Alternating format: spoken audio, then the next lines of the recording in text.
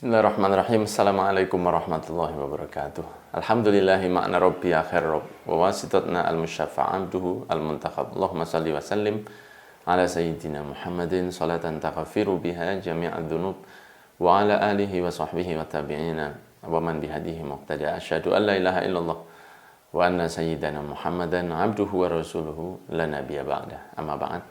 Santri Pondok Sanad yang insyaallah senantiasa dirahmati oleh Allah.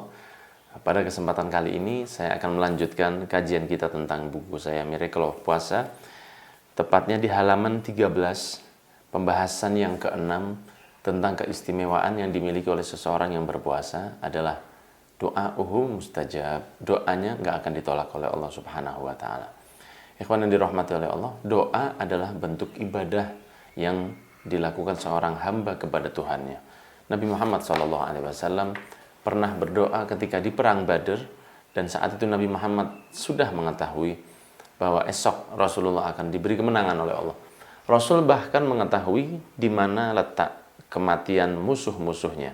Bahkan Nabi Muhammad mengajak sahabat Abu Bakar As-Siddiq untuk mensurvei medan pertempuran Badar sebelum mereka bertemu esok harinya.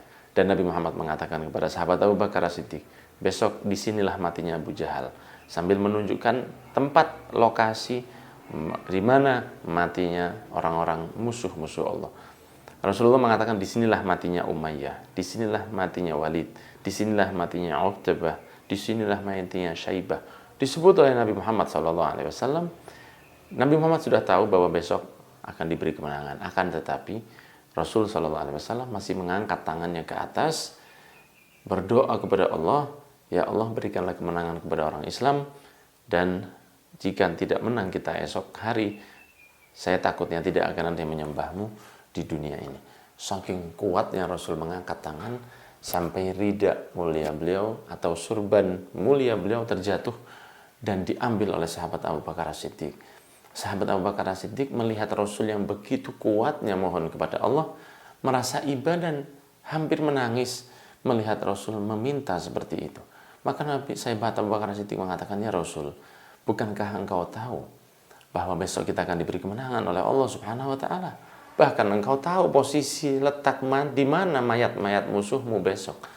Akan tetapi sahabat Rasul sallallahu alaihi wasallam mengatakan bahwa wahai Abu Bakar, besok adalah hari besar dan kita harus benar-benar memohon pertolongan dari Allah Subhanahu wa taala untuk kelangsungan agama yang kita cintai.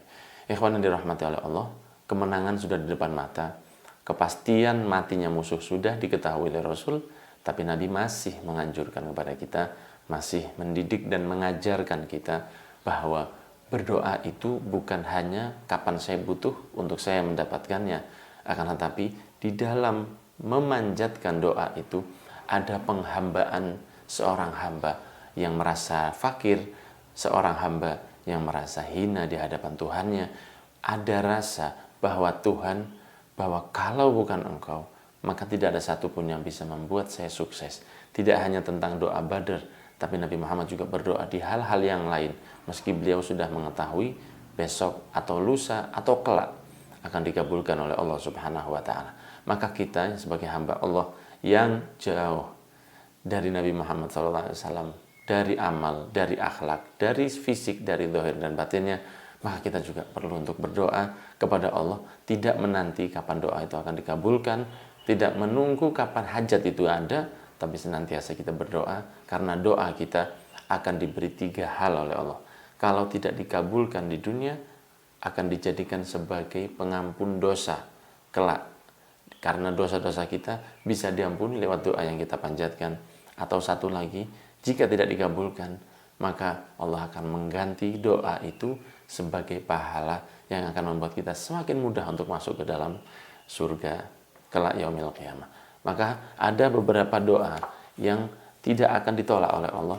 Ada doa-doa yang suasananya sangat dicintai oleh Allah di dalam situasi dan kondisi yang lebih istimewa dari waktu-waktu yang lain.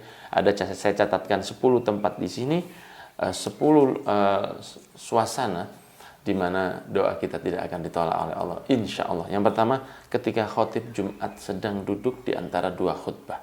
Seorang laki-laki yang sudah wajib untuk melaksanakan sholat Jumat, ketika khotib sedang duduk di antara dua khutbahnya, maka berdoalah kepada Allah, doakan orang tua, mintalah husnul khotimah untuk kita semua, minta panjang umur dalam keadaan yang terbaik, kemudian mintalah rizki yang barokah, mintalah jodoh kalau Anda belum mendapatkan jodoh, minta apapun kepada Allah Subhanahu wa taala di antara dua khutbah, insya Allah merupakan doa yang sangat mustajab. Yang kedua adalah ketika sholat fardu, sebelum bercakap-cakap urusan duniawi, setelah salam membaca dzikir, berdoa kepada Allah sebelum mengatakan apapun tentang urusan duniawi, maka hal itu insya Allah akan menjadi doa yang sangat mustajab.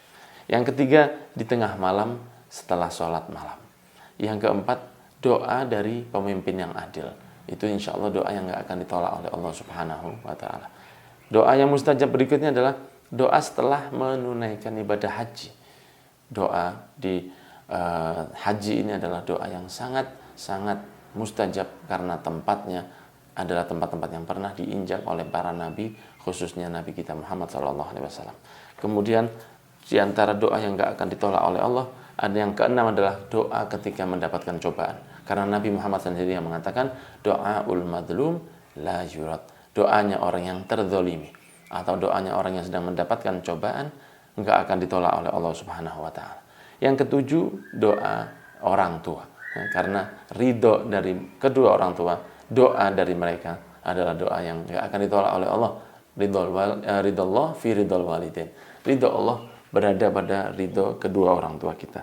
Kemudian yang kedelapan, doa dari orang-orang yang sakit. Ikhwan yang dirahmati oleh Allah, santri pondok sanad yang insya Allah dimudahkan oleh Allah untuk bisa melaksanakan haji dan umroh. Ketahuilah bahwa di antara keistimewaan umat Islam adalah bahwa orang-orang yang sakit diistimewakan oleh Allah, bahwa doa mereka akan sangat mudah untuk dikabulkan. Maka jika menziarahi orang sakit, mintalah doa kepada mereka jika itu memungkinkan, dan insya Allah akan dikabulkan doa-doa tersebut. Kemudian yang ke-9, doa dari fakir miskin. Ketika Anda bertemu dengan pemulung, ketika Anda bertemu dengan pengemis, beri sedikit sedekah, sisihkan dari harta Anda, kemudian mintalah doa darinya. Dan jika tanpa Anda minta, dia sudah mendoakan kepada Anda, terima kasih Bapak, semoga Anda begini dan semoga Anda begitu, katakan amin untuknya, karena itu adalah doa yang insya Allah tidak ditolak oleh Allah. Dan yang ke-10, tentunya pembahasan di buku Miracle of Puasa ini, doa ketika berbuka puasa. Maka istiqomahkan ketika berbuka puasa, mendengar adzan maghrib dikumandangkan, kita berdoa, Allahumma laka sumtu wa bika amantu wa ala rizqika aftartu dhahabat dhama'u wa abtalatil uruku wa thabatal ajr insyaallah. Doa dalam bahasa Arab dan doa dalam bahasa yang Anda fahami. Anda boleh berdoa dengan bahasa yang merupakan bahasa ibu kita. Anda boleh berbahasa dengan bahasa daerah Anda. Mintalah kepada Allah segala hajat ketika berbuka, dan itu insya Allah akan menjadi doa yang sangat mujarab. Barakallahu fikum. Semoga kita diberikan oleh Allah doa-doa kita mustajab, dan kita dijadikan oleh Allah orang-orang yang selamat di dunia wal akhirah. Wassalamualaikum warahmatullahi wabarakatuh. Alhamdulillahirabbil alamin.